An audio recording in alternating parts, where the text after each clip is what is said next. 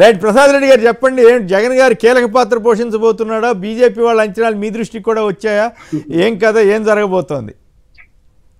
BJP వారు జగన్ తోటి connect గా కానీ టైం ఎప్పుడూ లేదండి. 2014లో వాళ్ళు ఎన్డీఏలో చేరమని కోరారు, 2019లో కోరారు, 2024 ముందు కూడా కోరారు. కానీ ఏంటంటే ఆయన ఇండిపెండెంట్ స్టాండ్, నేను ఎవరితో కలిసే ఉద్దేశం లేదని చెప్పాడు.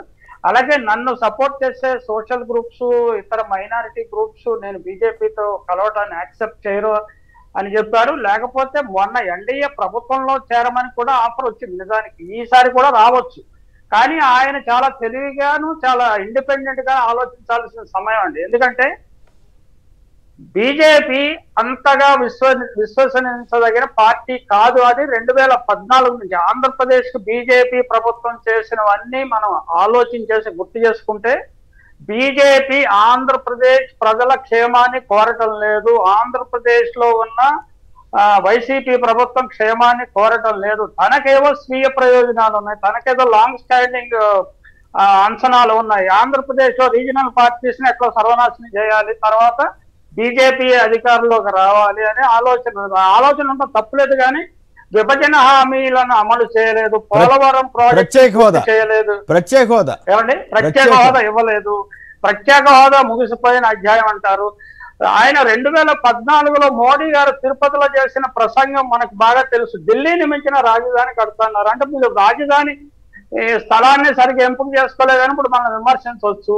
అలాగే అయితే పోలవరం 2014 ఖర్చు మాత్రమే భరిస్తామని చెప్పటము, పెరిగిన ఖర్చును డబ్బులు రిలీజ్ చేయకపోవటము, టెక్నికల్ గా సాంకేతిక లోపాలతో నిర్మించిన చంద్రబాబు ప్రభుత్వాన్ని నిలబెట్టకపోవటం, ఇవన్నీ చూస్తుంటే ఆంధ్రప్రదేశ్ ప్రయోజనాలను బీజేపీ కోరుకుంటున్నదా? నరేంద్ర మోడీ అమిత్ షాల ద్వయం వాళ్ళకి ఏదైనా ఒక లక్ష్యంతో చేస్తున్నారా? లేకపోతే అంటే కొంతసేపు చంద్రబాబుతో మంచిగా ఉన్నట్టు, కొంతసేపు జగన్మోహన్ రెడ్డితో మంచిగా ఉన్నట్టు చేయటం అనేది అది వాళ్ళ వ్యూహం ఏంటో మనకు తెలియదు. కానీ ఖచ్చితంగా జగన్మోహన్ రెడ్డి ఇతని మీద ఆధారపడే ప్రభుత్వం వచ్చిన సందర్భం అయితే ఆయన చాలా జాగ్రత్తగా చార్టర్ ఆఫ్ డిమాండ్స్, ఆంధ్రప్రదేశ్కి ఏం కావాలి ఇవన్నీ మేము చేస్తామని సంతకం చేసి తీసుకుని అప్పుడు మాత్రమే చేయటం మంచిది. అంతేగాని తక్కువ వచ్చింది వాళ్ళు అడిగారు కాబట్టి నేను వెళ్తాను అంటే, ఇంతకు ముందే జగన్మోహన్ రెడ్డి అనేక కాంప్రమైజెస్ చేశాడని చెప్పడానికి నేను ఎటువంటి సందేహించడం లేదండి. జగన్మోహన్ రెడ్డి గారు ఆయన మనసుకు నచ్చని అనేక బిల్లులకు రాజ్యసభలో మద్దతు ఇచ్చారు, కొన్ని వాటికి వ్యతిరేకించారు. అంటే సెలెక్టివ్ గా ఆయన చేశారు, కానీ కొన్ని మాత్రం ఖచ్చితంగా ఆయనకి నచ్చనివి కూడా చేశారని నేను భావిస్తున్నాను. అలాగే అదానీకి అనేక రకాలైన కాంప్రమైజెస్, అనేక రకాలైన ఆస్తులు ఆంధ్రప్రదేశ్ చెందిన పోర్టులు అనండి ఇంకొంటి ఇతర ఆస్తులు కట్టబెట్టడంలో జగన్మోహన్ రెడ్డి గారికి మనస్ఫూర్తిగా కోరుకుందని నేను అనుకోను. మేబీ ఆయన మీద రకరకాల ఒత్తిళ్లు, రకరకాల సమస్యలు ఉండొచ్చు. అలాగే ఇంకోటి వేరే చర్చలండి ప్రసాద్ రెడ్డి గారు, ఇష్యూ జగన్మోహన్ రెడ్డి గారికి మార్గాంతరం లేదు, బీజేపీని సపోర్ట్ చేయక మార్గాంతరం లేదు అని ఒక అభిప్రాయం ఉన్నది. మార్గాంతరము నవీన్ పట్నాయక్ మార్గాంతరం ఉన్నప్పుడు జగన్మోహన్ రెడ్డికి ఎందుకు మార్గాంతరం ఉండదని ఖచ్చితంగా ఉంటుంది. ఈ ఎన్నికల్లో Jaganmohan Reddy party, YCP party ఘన విజయం సాధిస్తుందని దానికి సెఫాలజిస్ట్ జీవీఎల్ నరసింహారావు గారు అక్కర్లేదు. మీరు బలవంతంగా రఘునాథ్ బాబు గారిని కూడా సెఫాలజీ చేయాలని ప్రయత్నించారు. ఆయన చాలా తెలివిగా దాని నుంచి తప్పుకున్నారు. మామూలు మనలాంటి వాళ్ళందరికీ తెలుస్తుంది, పబ్లిక్ లో కలిసే వాళ్ళందరికీ జగన్మోహన్ రెడ్డి పార్టీ మంచి ఘన విజయాన్ని సాధిస్తుంది. ఇప్పుడు ఏంటంటే అంత విజయం ఎంత విజయం అని కూటమి వారు చెప్పుకున్న వారికి 4వ తారీఖు వరకు చెప్పుకునే అవకాశం ఉన్నది. 4వ తారీఖు తర్వాత వాళ్ళు చెప్పుకునే అవకాశం ఉండదు. వైజాగ్ లో ఆయన ప్రమాణ స్వీకారం చేయడానికి ఏర్పాటు చేయొచ్చు ఖచ్చితంగా.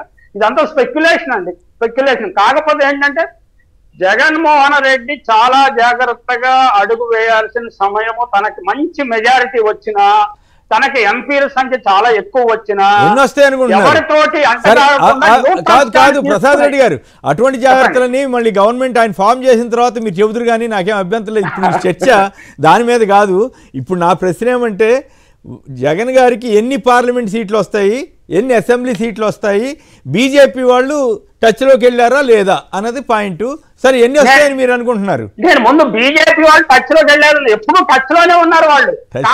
కాదుగా టచ్ లో ఉంటే అట్లా కాదు టచ్ లో ఉంటే ఎలక్షన్ కమిషన్ వాళ్ళు దగ్గుబాటి పురంధరేశ్వరి గారు ఇన్ఫ్లుయెన్స్ చేసి వాళ్ళకి కావాల్సిన ఆఫీసర్లను వేయించుకుని అక్కడ అరాచకాలు జరిగితే కూడా ఆ ఆఫీసర్లని బదిలీ చేయకుండా ఏకంగా ఎలక్షన్ కమిషన్ దగ్గర ఉండవలసిన వీడియో లోకేష్ దగ్గరికి వెళ్తే కూడా దాని మీద కేసు పెట్టకుండా ఎమ్మెల్యే మీద కేసు పెట్టి అక్కడ మిగతా వాళ్ళ మీద పెట్టిన కేసులు సెక్షన్లు కాకుండా ఇతర సెక్షన్లు పెట్టి ఇవన్నీ చేస్తే బీజేపీకి ఎట్లా నమ్మాలి బీజేపీని? మరి బీజేపీ ఎంత రెండు వైపులా అక్కడ చట్టం ప్రకారం న్యాయంగా వెళ్ళాలి కదా. కానీ చంద్రబాబు గారు పురంధరేశ్వరి గారు ఏం చెప్తే చేస్తుంటే బీజేపీని ఎట్లా నమ్ముతారు? అందువల్ల టచ్లోకి వెళ్తే నిజంగా టచ్లో ఉంటే అవన్నీ చేయగలుగుతారా? గత 10 సంవత్సరాలుగా బీజేపీ దేశవ్యాప్త రాజకీయాలు అనుసరిస్తున్న పద్ధతులు చూస్తుంటే నైతికత అనేది దాన్ని ఎప్పుడో వదిలేసింది. మీ కాలర్ కూడా ఒక ఆయన చెప్పాడు, ఖచ్చితంగా వాజ్పేయి అద్వానీ సమయంలో బీజేపీ వేరు, నరేంద్ర మోడీ అండ్ అమిత్ షా బీజేపీ వేరు.